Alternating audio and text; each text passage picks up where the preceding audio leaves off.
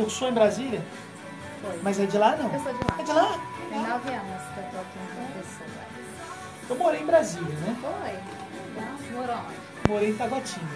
Eu também morei em Taguatinga, Bem no início no Guará. mesmo. Saí de lá em 80.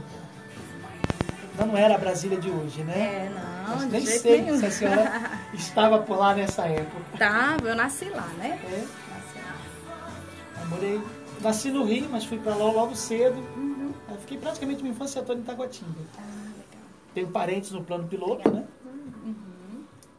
Aí eu vi quando eu vi faculdade JK, ou por quê? Porque também lá as faculdades ainda são uma das melhores, né? Isso.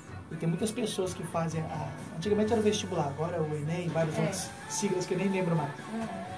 Mas as pessoas faziam os vestibulares e escolhiam ir para lá, né? Isso.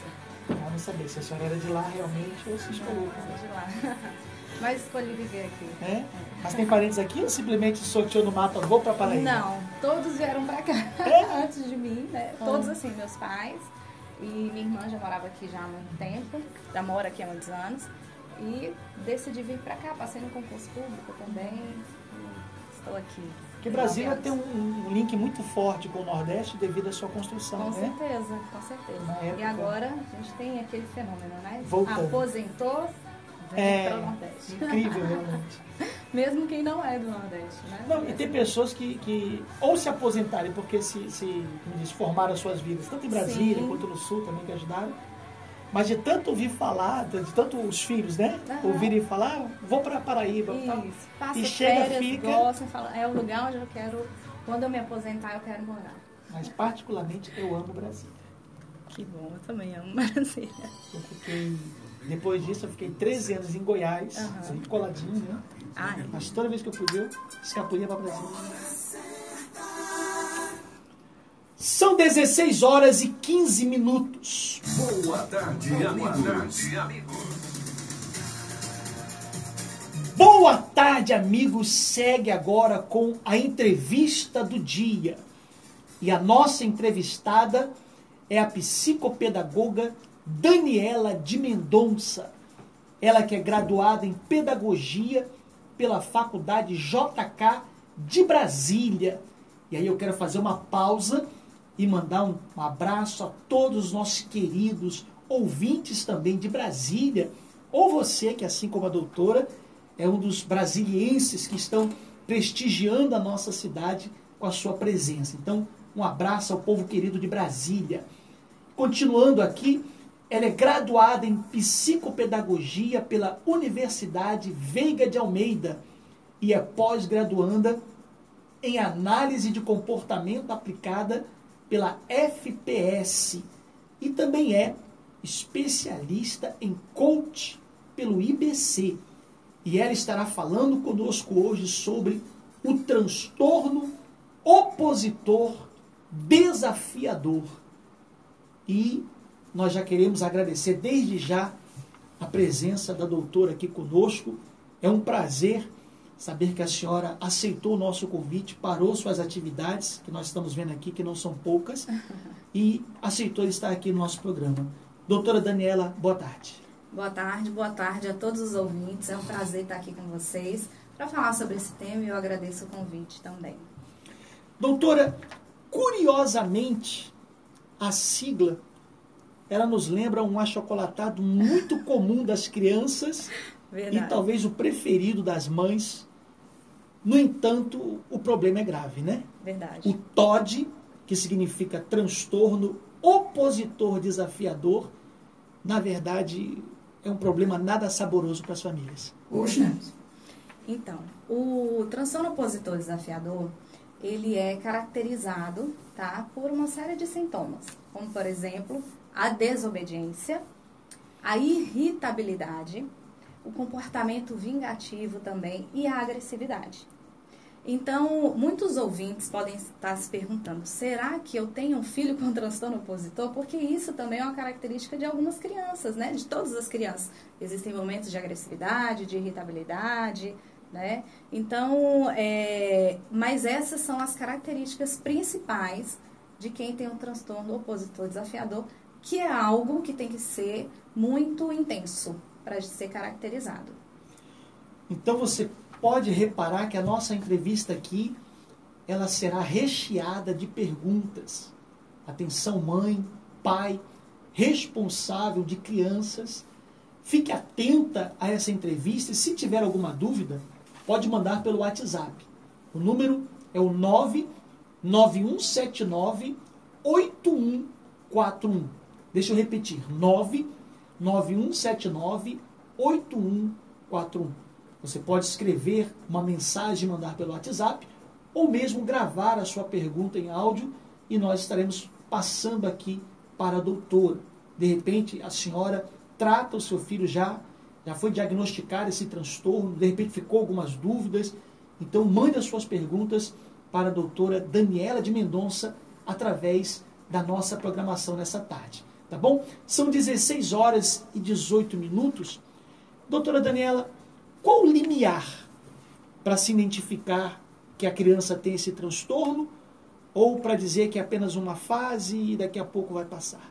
Olha, o transtorno, ele tem que estar presente, né? O comportamento, né, agressivo, desafiador, de desobediência, ele tem que estar presente pelo menos durante 6 meses consecutivos, tá? Não é só uma fase que a criança está muito irritada ou desobedecendo, mas pelo menos 6 meses, e também tem que acontecer antes dos 8 anos de idade, tá? Então, nós entendemos, a literatura mostra justamente isso, que nessa fase, antes dos 8 anos, algumas crianças que possuem essa característica, e o principal que nós temos que observar é se causa prejuízo. Prejuízo nas relações interpessoais, prejuízo na escola também, né? E com a relação entre pais e filhos, irmãos. Né? Então, o que nós temos que perceber é se realmente está causando prejuízo. O prejuízo é uma das características, né? E quais seriam, então, outras características para que a mãe, o responsável, o pai, que agora está nos ouvindo, pudesse já ficar alerta, saber se seu filho pode ter ou não o transtorno opositivo desafiador?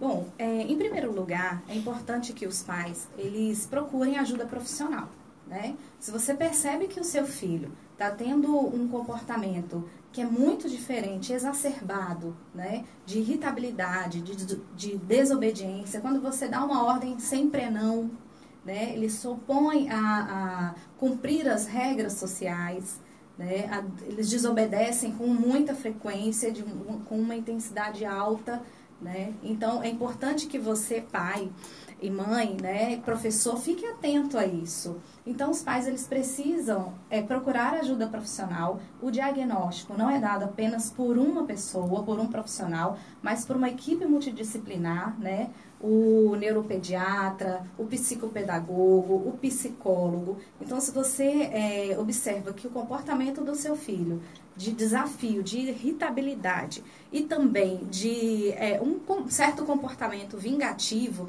é importante que você procure ajuda profissional para que a equipe multidisciplinar dê o diagnóstico. Doutora, a senhora com certeza pode falar melhor do que eu, mas essa fase que a senhora citou, que começa o transtorno, que alerta para o transtorno, ou seja, entre os 6 anos em diante, né, antes dos 8 anos. Antes dos 8, é justamente a fase que a criança seria mais compreensiva, mais, vamos dizer assim, amiga dos pais ou daqueles que se aproximam dela, não é isso? Ou seja, aquela fase de aprendizado. Isso. E o transtorno parece que faz justamente ao contrário. Impede a criança de querer aprender ou de ter qualquer tipo de orientação externa.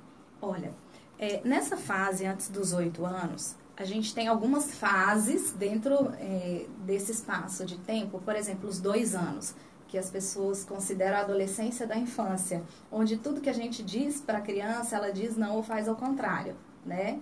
Porque elas estão descobrindo o mundo, o ambiente. Então, nesse momento de descoberta do ambiente, por exemplo, você está no supermercado com uma criança de 2 anos, você fala assim, olha, nós vamos caminhar por aquele corredor, mas ela está com uma imensidade de estímulos ali, ela vai para outro corredor para pegar o biscoito que ela quer. Por quê? Porque isso faz parte da construção do desenvolvimento da criança. Agora, aquilo que a gente caracteriza como o transtorno, não é simplesmente por uma fase que a criança está passando, mas é algo constante que traz prejuízo, tá? Então, nessa fase, realmente, as crianças tendem a ser amorosas, as crianças tendem a querer aprender, a ser mais próxima dos pais, a ter uma dependência, né, maior dos pais. Mas as crianças que têm essa característica as características do transtorno, elas tendem a irritar de forma excessiva os pais, né, e desorganizar o ambiente, tanto escolar quanto o ambiente dentro de casa, né, o ambiente familiar. Muito bem, 16 horas e 23 minutos. A Isabela, ela mandou uma pergunta aqui para a doutora. Vamos ouvi-la. Olá, boa tarde. Meu nome é Isabela. Eu queria saber como é o comportamento da criança com TOD no contexto escolar. Então, doutora. Olha, no contexto escolar é aí que se apresenta bastante as características. Por quê? A escola é o ambiente social onde a criança passa mais tempo, geralmente, né? Crianças que estão aí em escolas em tempo integral, né? E às vezes as crianças passam mais tempo na escola do que com os pais. Na nossa realidade atual é assim, a verdade realmente é essa, né? Então, na escola, nós temos, em todo o ambiente social, nós temos o quê? Regras, né, de conduta. Como nós temos que mostrar para as crianças como elas devem se comportar. Então, como a escola é um ambiente com regras, imagine uma criança com transtorno opositor desafiador tendo que entrar na fila como todo mundo. Entra na fila, fica na fila. Horário é certo para iniciar o recreio, para terminar o recreio. Então, no ambiente escolar, no contexto escolar, ela vai apresentar muito essas características, esses comportamentos. Porque é um ambiente com muitas regras e todos têm que cumprir. Porque se não cumprir, ela já vai sair daquilo que é a proposta da escola. Né? Então, no ambiente escolar, é uma criança que vai dar muito trabalho em sala de aula, vai atrapalhar os colegas. No momento de brincadeira, ela quer que a brincadeira seja do jeito dela e não da forma como os colegas estão querendo conduzir. Não vai respeitar as figuras de autoridade, que são crianças que geralmente desobedecem o coordenador da escola, o gestor da escola, o próprio professor. Então, dentro do ambiente escolar, ela vai realmente se comportar de forma muito desafiadora, com muita irritabilidade, e também tende a sempre estar envolvida em algum tipo de confusão, de briga, porque crianças com TOD, geralmente, elas cometem heteroagressão, que é agredir o colega, as pessoas, e autoagressão em alguns níveis assim de comportamento. E quando se percebe essas características, doutora? Quais são os primeiros passos? O que deve ser feito? Então, quando você percebe as características, você, no ambiente escolar, vamos falar especificamente aqui do ambiente escolar, se o professor verificou que aquela criança, ela desafia, desobedece de uma forma exagerada, ao ponto de causar um prejuízo para a sala de aula, né? E também para ela mesma, porque é uma criança que não quer seguir as regras, que atrapalha no momento da aula, ela vai ter prejuízos pedagógicos. Então, se o professor observa isso, o que ele precisa fazer? Chamar os pais. E antes de chamar os pais, ela tem que elencar quais são os comportamentos. Não é simplesmente chamar os pais e falar assim, olha, seu filho não se comporta bem na escola. Ele não está se comportando direito. Mas como assim ele não está se comportando direito? Ele não fica quieto em sala de aula?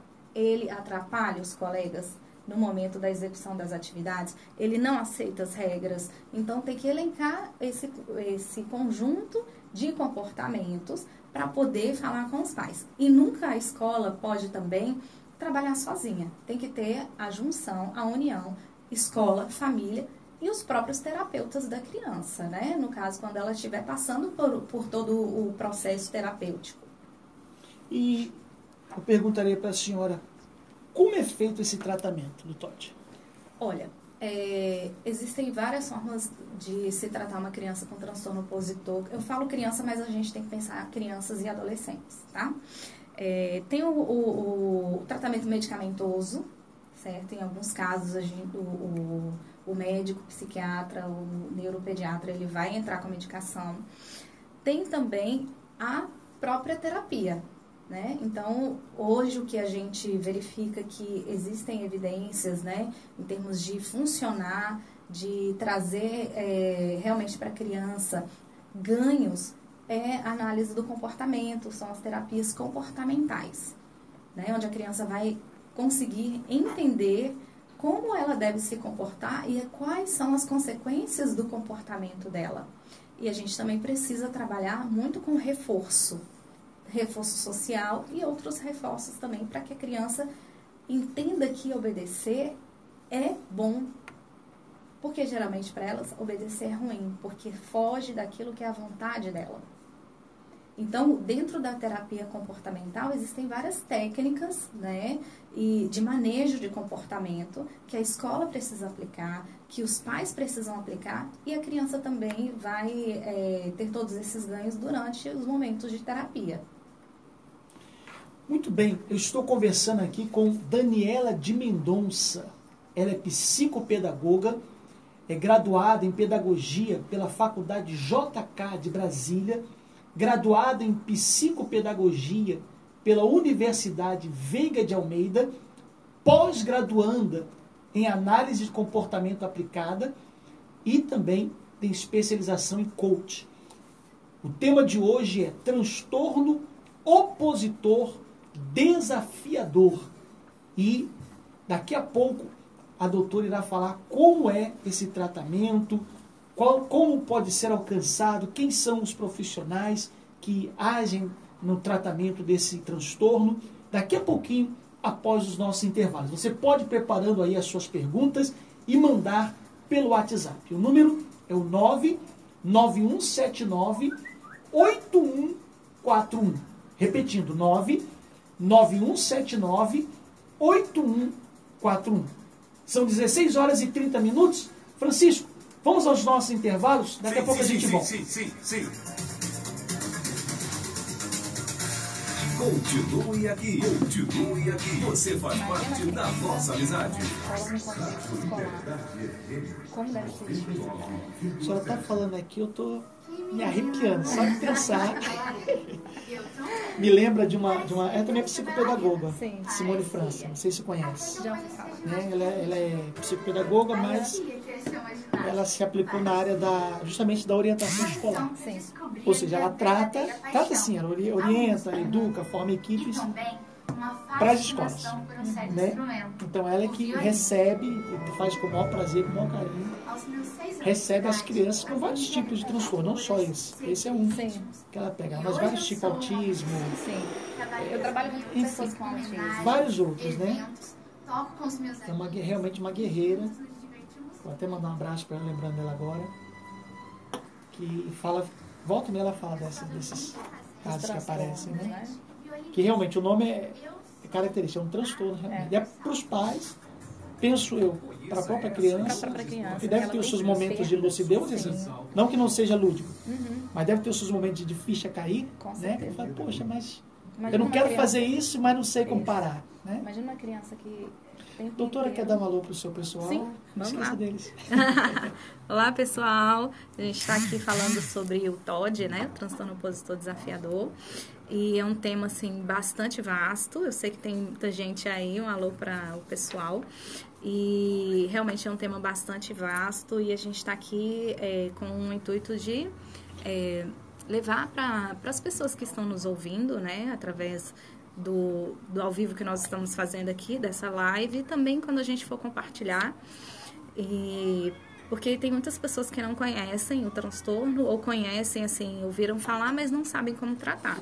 E quem me conhece sabe que eu trabalho com análise do comportamento aplicada, e especificamente para autismo, mas a análise do comportamento ela é uma ciência que pode ser aplicada diversas outras áreas, e a gente sabe que a gente precisa levar para a população todo o conhecimento em relação à análise do comportamento. Então, eu falo aqui para vocês também sobre o nosso primeiro encontro internacional de análise do comportamento, que vai estar acontecendo aqui na Paraíba, que nós do Espaço Aba Aprendiz, nós estamos promovendo, que vai ser no dia 26 e 27, agora do mês de setembro. As inscrições estão abertas e corre lá, porque nós teremos palestrantes dos Estados Unidos, né, Ryan O'Donnell, Megan Myler, e a Verônica Duni, que é do Reino Unido e é brasileira também, e Simone Nepomuceno, que é uma psicóloga muito conhecida e também muito competente aqui de João Pessoa. Já já a gente fala mais um pouquinho e vamos dar continuidade aqui. Lembra do que estava falando antes? A senhora falava das crianças, né? Que quando tem o seu momento de lucidez. Quando elas... imagina uma criança que a todo momento ela escuta não. Os aspectos emocionais dessa criança. Por isso que é muito importante. A gente vai falar mais pra frente algumas coisas relacionadas ao reforço, ao elogio. Reforçar a criança quando ela faz um comportamento, quando ela tem um comportamento que é legal, que é positivo. Na verdade, isso serve para todos nós, né? Com certeza. Porque com a gente ouve ter não pode, não deve, não isso, não aquilo, não isso, proibido isso, proibido aquilo outro. E muito difícil aquela pessoa que insiste no não, quando tem um acerto, ela diz, olha, parabéns, valeu a pena. Exatamente. É muito difícil. E como eu estava falando aqui para o pessoal que está aqui na live, é justamente sobre o evento que nós estamos promovendo, o primeiro encontro internacional. E a gente fala um pouquinho depois. Faço questão.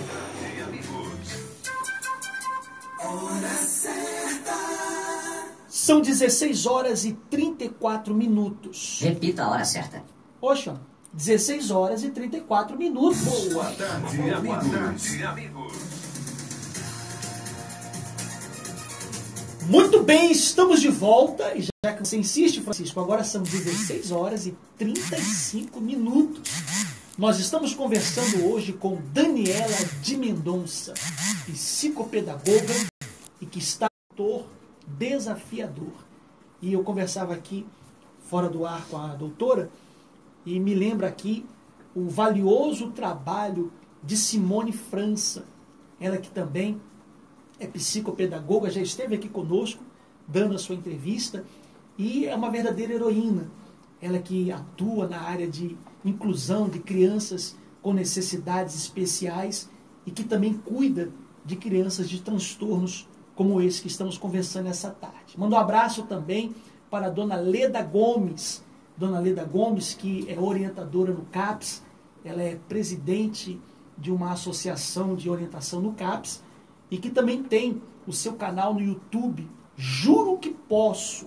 E ela orienta a várias famílias com os mais diversos tipos de transtorno. Vale a pena dar uma conferida lá no YouTube, no canal de Leda Gomes, Juro que Posso. E vale a pena também você continuar